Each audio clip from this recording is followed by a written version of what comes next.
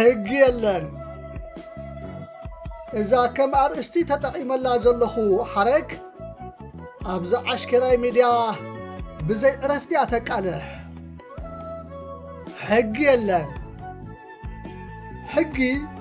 እንታይ ማለት ድዩ እንታይ ኮይኑ ኢኸ ዝህሉን ዘይህሉን ሕጊ እኮ ገረብ ኣይኮነን ገረብ እዩ ወላ ሰብን እንስሳን ኣብ ዘይበፅሕዎ ኣጻድፍ ይብቆል ዝበልዓኒ የለን ኢሉ ምፍራይ ዘይገድፎ ሕጊ ግን ዘኽብሮን ዝግዝኦን ስልጡን ህዝቢ እንተዘየልዩ ክህሉ ዝኽእል ኣይኮነን ሕጊ እኮ ካብ ቅድሚ ኣርመንነት ምፅንቃቕ ማሪታውነት ወዲ ሰብ ብሕጊ ሃለና ቀፂሉ ብሕጊ ልቦና እዩ ዝግዛእ ነይሩ ሕጊ ወዲ ሰብ ዘማዕበሎ ባህልን ክብርን ወግዕን ልምድን ኩሉቲ ኣብ መልክዕ ምንባርን ምንብባርን ዘዘውትሮ ጠባያት ኣመላት ኣገባባት ሒዙ ዘመሓድርን ዘነባብርን ዘማእክልን ረቂቕ ካብ ጽሩይ ሕልና ጽሩይ ስነ ኣእምሮን ዝምንጩ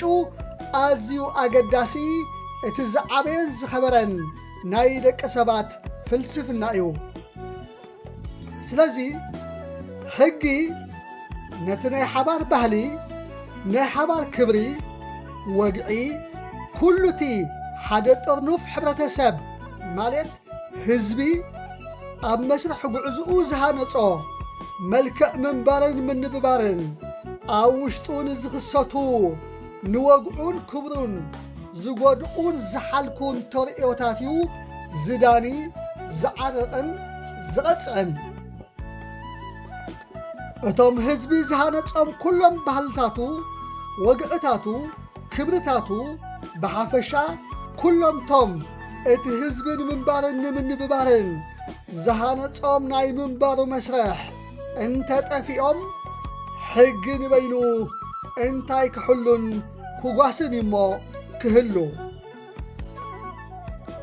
እሞ እንታይ ትዕዝብትኻ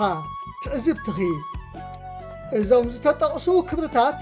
ይስስኑ ድዮም ዘለውስ ይዓኑ ብናይ ካልኦት መልክዕ ኣነባብራ ተጸልዩ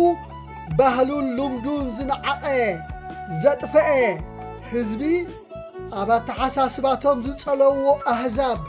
ተሰትዩ ክጽንቀቕ እንተዘይኮይኑ ክህሉ እዩ ክቕጽል እዩ ኢልካ ምሕሳብ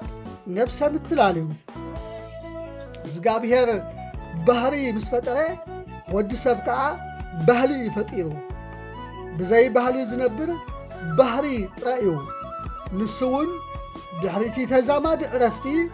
ፍርሰት የጋጥሞ እዩ ባህሪ ንባህሪ እውን ይጸልዎ ስለ ዝኾነ ህዝቢ ኣብ ዘይብሉ ሕጊ የለን ሕጊ ኣብ ዘይብሉ ከዓ ህዝቢ የለን ሕጊ ክህሉ እንተኾይኑ ህዝብን ባህልን ክህሉ ኣለዎም ስለዚ ህዝቢ ማለት እንታይ ማለት ምዃኑ ክንጸር እዩ ዘለዎ ኣብ ሓደ ሃገር ሰብ ክህሉ ይኽእል እዩ ሰብ ጥራይ ዘይኮነ ግን ሰባት እውን ክህሉ ይኽእሉ እዮም እሞ ሰባት እንተልዮም ሰባት ህዝቢ ክትርጎሙ ይኽእሉ ዶ ኣይመስለንን ህዝቢ ዝብል መዓርግ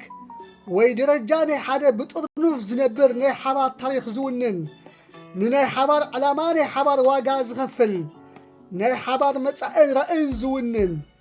ማዕረ ትጽቢትን ትንቢትን ዘለዎ ናይ ምጽውዋርን ምክኣልን ባህሊ ዘማዕበለ ብምዕቡል ደረጃ ኣወዳድባ ዝሰርሕ ብፍቕርን ስኒትን ዝልለ ልዕሊ ኩሉ ከዓ ኣብ ንሓድሕዱ ዝተኣማመን ብሱል ብንቕሓት ዝበሰለን ንሕግን ፍትሕን ዝግዛእ ስልጡን ሃገራዊ ጠባይ ዘማዕበለ ዝከባበር ሕብረተሰብ እዩ ህዝቢ ዝብል መዓርግ ዝስመ ክንዮዚ ግን ሰብ ይሃሉ ሰባት ይሃሉ ብዘይገድስ ህዝቢ ክኾኑ ክሕሰብ ሲትረፍ ክሕለም እውን ጋደ እዩ ስለዚ ፈለማ ህዝቢ ኮይንካ ከኣሎ ንህዝቢ ዘመሓድር ሕጊ ሰም ኢሉ ክጽበየካ እዩ ሕጊ ዓይኒ ስለ ዘይብሉ ብኣድልዎን ወገናውነትን ዝተላዕጠጠ ብእንዳን ቀቢላን ዝተሓመሰ ንቕሓት ዝፀዓነ ግዜ ብኸፉ ገዲፍዎ ዝተዓዝረ ብግሎባላይዜሽን ዓለም ኣብ ሓንቲ ቁሸት ኣብ ዝፅረየትሉን ዝሰመረትሉን ዘመን ብዝኽሪ ናብ ዘበነ ኦሪት ዝተመልሰን ብንኡሳን መንነታት ዝሕበንን ዝሕቀብቅብን መልክዕ ኣወዳድብኡ ናብ ጽውጽዋይ ዝተደርበየ ኣውራጃውነት ዘድንቕን ዝናፍቕን ኣራእስ ዝውንኑ ሰባት ይብዝሑ ይውሓዱ ሰባት እምበር ህዝቢ ኣይክኾኑን እዮም እሞኸ ባህልኻ ክብለል እንከሎ ወግዕታትካ ብኻልኦት ህዝብታት ክስነዱ እንከለዉ ክብርታትካ ካልኦት ክኸብርሎም እንከለዉ ሱርካን መንነትካን እናተባሕጐጐ ኣብ ቅድሚ ዓይንኻ እናነደደን ከም ጥፋእቶ ኣብ ካልእ ዓለም ተነፊኻ እናነበርካ ሓድሕዳዊ ምጽውዋር ኣጥፊእኻ ንስኻ ንነኒ ዝበልካዮ ከም መቓልሕን ፓፓጋሎን ዝደግመልካ ሰብ እንተስኢንካ